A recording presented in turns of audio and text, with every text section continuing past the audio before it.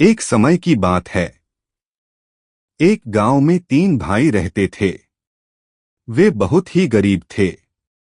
एक बार उस गांव में ऐसा अकाल पड़ा कि लोगों को भूखों मरना पड़ा। उन भाइयों की हालत तो पहले से ही खराब थी, अकाल के बाद तो और भी बुरी हो गई। बिना अन्न के जिंदा रहना मुश्किल हो गया, तो अंत में तीनों भाइयों ने निर्णय लिया कि अपना गांव छोड़कर काम की तलाश में बाहर जाएं और कुछ पैसा कमाकर ही वापस अपने गांव आएं। शायद बाहर निकलने पर भाग्य साथ दे दे। तीनों भाई एक साथ अपना अपना भाग्य आजमाने निकल पड़े। दिन भर चलते रहे, पर न ही उन्हें कोई काम मिला और न ही उनके भाग्य का सितारा चमका। उस रात उन तीनों को एक पेड़ के नीचे भूखे ही सोना पड़ा। अगले दिन तड़के ही उठकर वे काम की तलाश में निकल पड़े।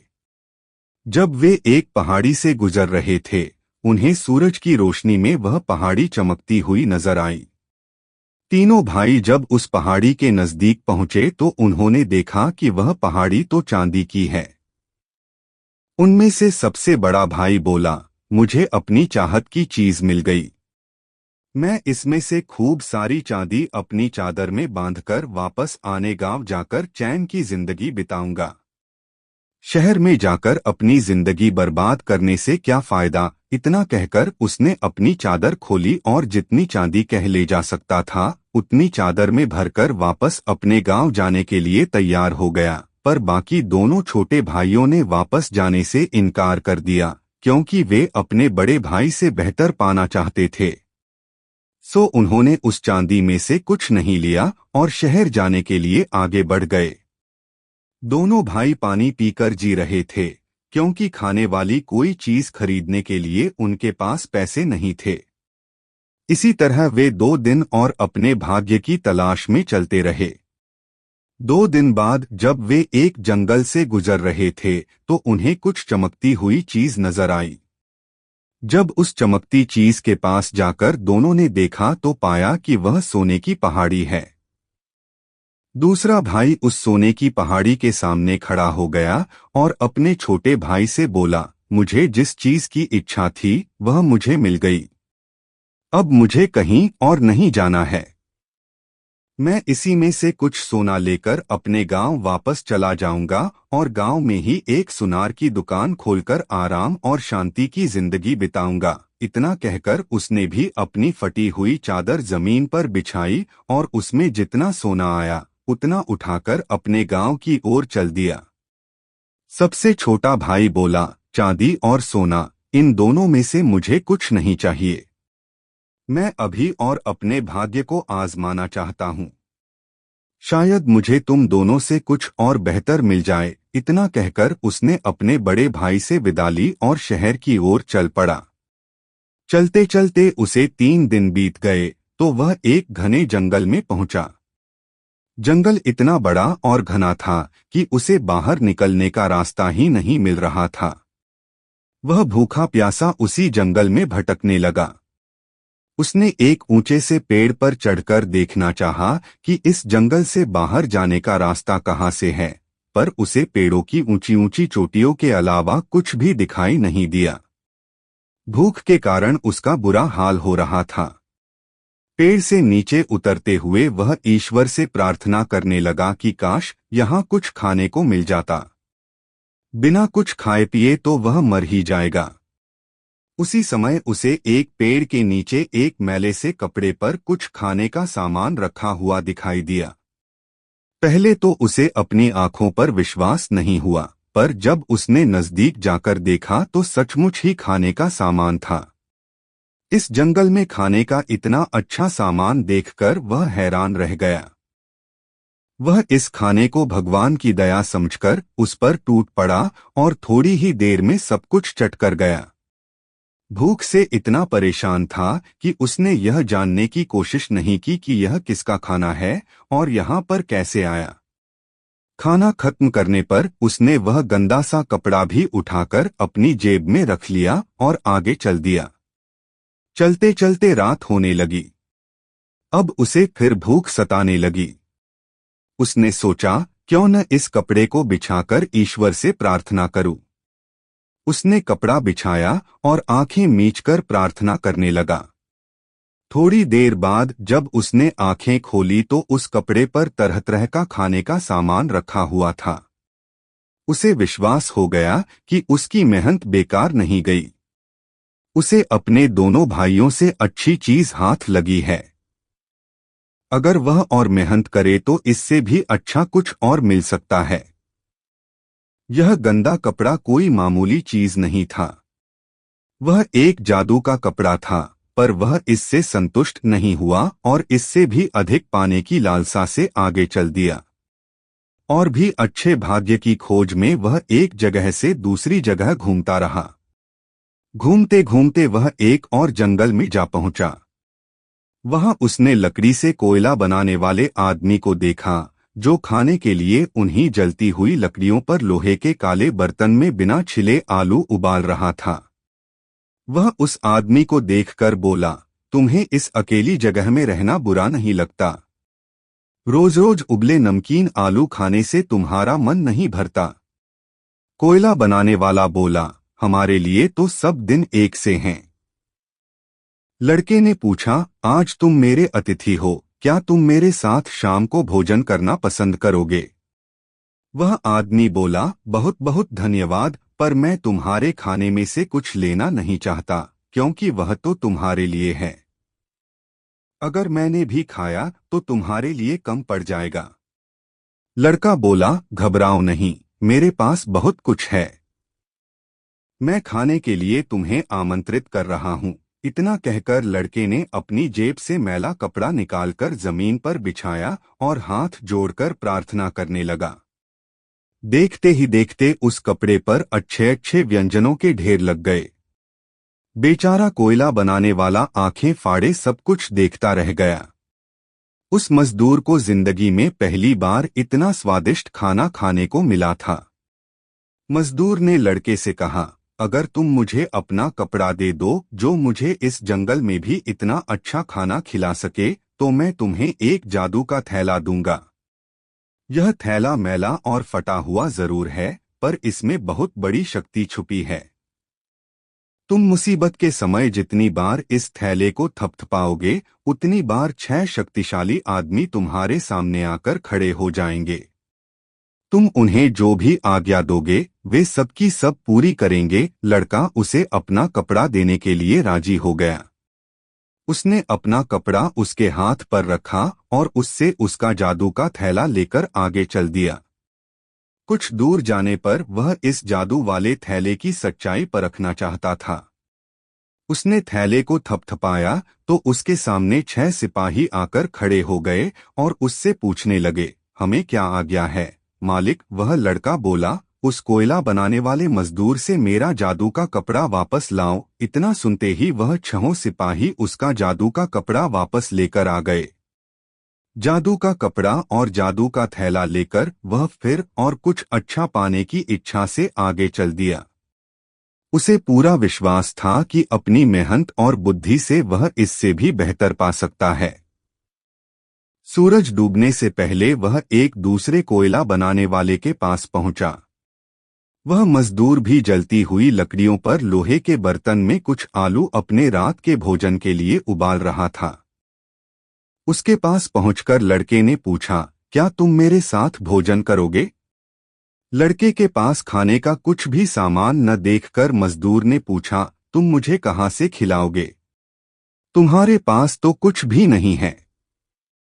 लड़के ने झट से अपनी जेब से मैला सा कपड़ा निकाला और उसे जमीन पर बिछाकर प्रार्थना करने लगा। देखते ही देखते उसके कपड़े पर खाने की बहुत सी चीजों के ढेर लग गए। बेचारा कोयला बनाने वाला मजदूर यह सब देखकर बहुत हैरान हुआ। खाने की इतनी अच्छी अच्छी चीजें देखकर उसके मुंह में पानी आ गया। जैसे ही उस लड़के ने उसे अपने साथ खाने पर बुलाया, वह खाने पर टूट पड़ा। उसने पहली बार पेट भरकर भोजन किया था। खाना खाने के बाद वह मजदूर लड़के से बोला, मेरे पास एक पुरानी टोपी है। इस टोपी में एक बहुत खास बात यह है कि अगर इस टोपी को सिर पर पहनकर थोड़ा सा घुमाओ तो इससे 12 सिपाही निकलते हैं, जो चारों ओर से गोलियों की बौछार करते हैं और उन गोलियों के आगे कोई भी टिक नहीं सकता।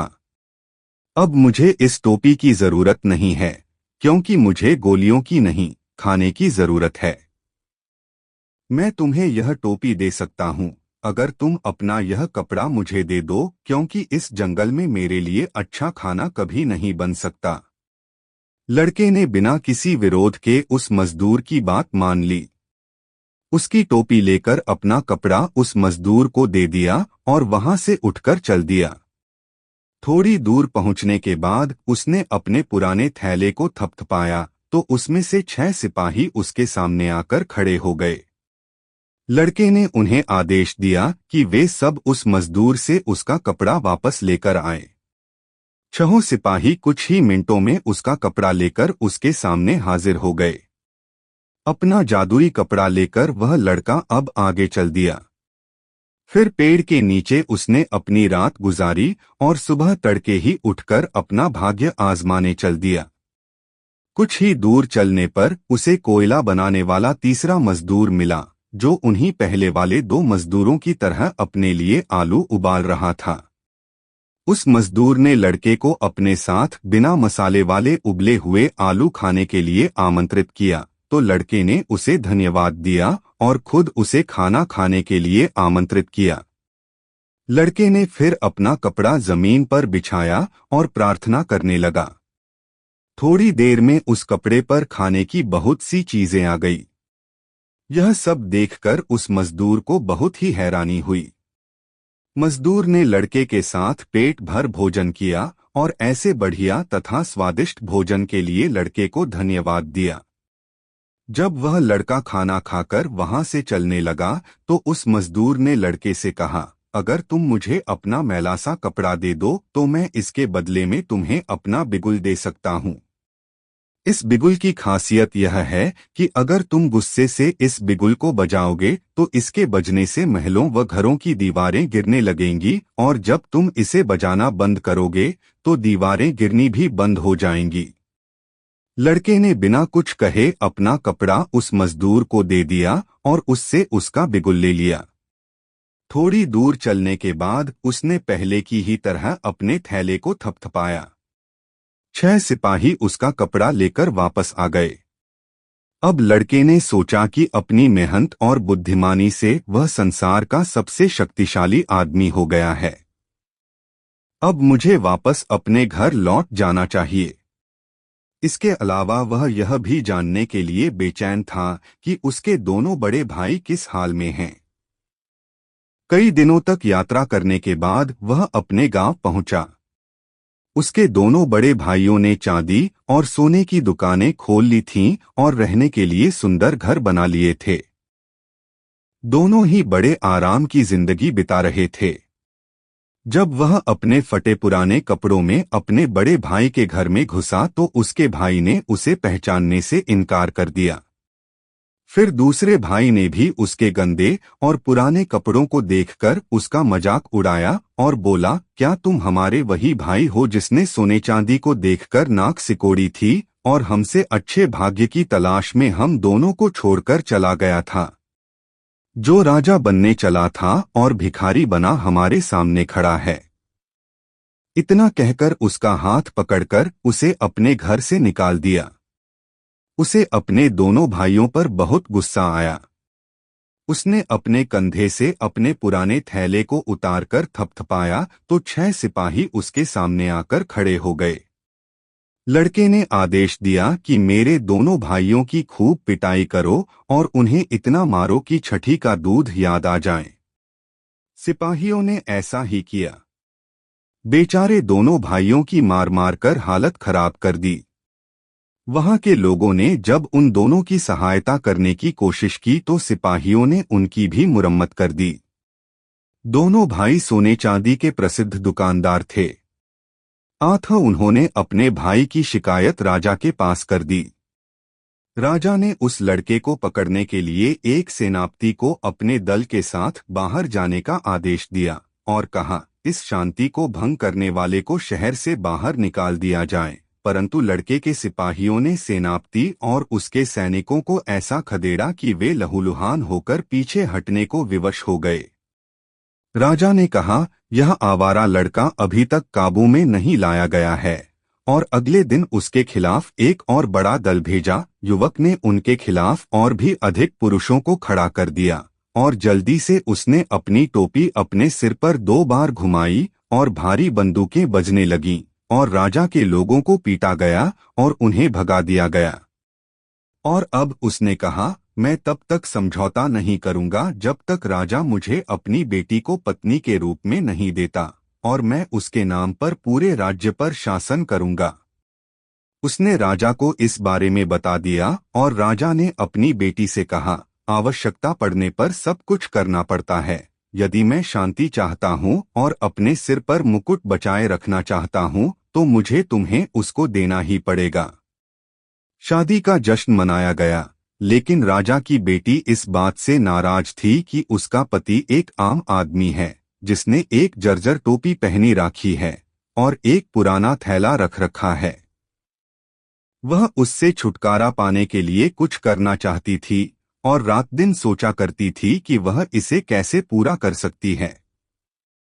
फिर उसने मन ही मन सोचा, क्या यह संभव है कि उसकी अद्भुत शक्तियां थैले में हो? और जब लड़के का मन कोमल हो गया, तब उसने कहा, तू उस कुरूप थैले को अलग रख दे, वह तुझे इतना विकृत कर देता है कि मैं तुझ पर लज्जित होने से बच नहीं सकती।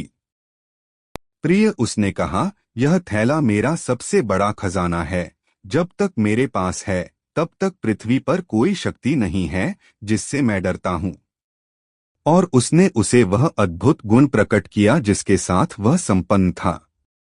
फिर उसने अपने आप को उसकी बाहों में फेंक दिया जैसे कि वह उसे चूमने जा रही थी, लेकिन उसने चतुराई से उसके कंधों से थैला निकाल लिया और उसे लेकर भाग गई।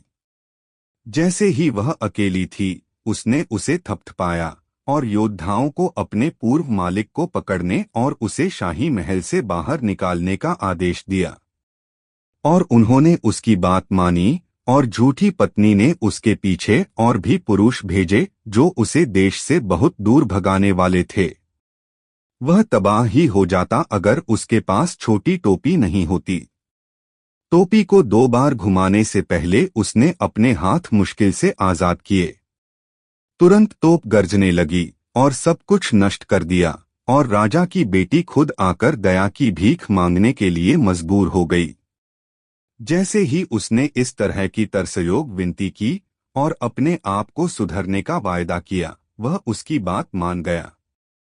उसने उसके साथ दोस्ताना व्यवहार किया, और ऐसा व्यवहार किया जैसे कि वह उससे बहुत प्यार करती है, और कुछ समय बाद उसे बेवकूफ बनाने में कामयाब रही। उसने उसे विश्वास दिलाया कि अगर किसी को भी उसकी शक्ति वाला थैला मिल जाए तो वह भी कुछ नहीं कर सकता जब तक पुरानी टोपी उसके पास है। जब वह भेद जान गई तो उसके सो जाने तक प्रतीक्षा करती रही, और फिर उसने टोपी उतारकर गली में फेंक दी। परंतु वह बिगुल उसके पास था, और उसने बड़े क्रोध में अपनी सारी शक्ति से उसे फूंका। तुरंत सब किले, दीवारें, नगर और गांव ढहने लगे, और राजा और उसकी बेटी कुचलकर मर गए। और यदि वह बिगुल थोड़ी देर और फूंकता तो सब कुछ नाश हो जाता, और एक पत्थर भी दूसरे पर खड़ा न रहता। फिर किसी ने उसका विरोध नहीं किया, और उसने अपने आप को सारे देश का राजा बना लिया।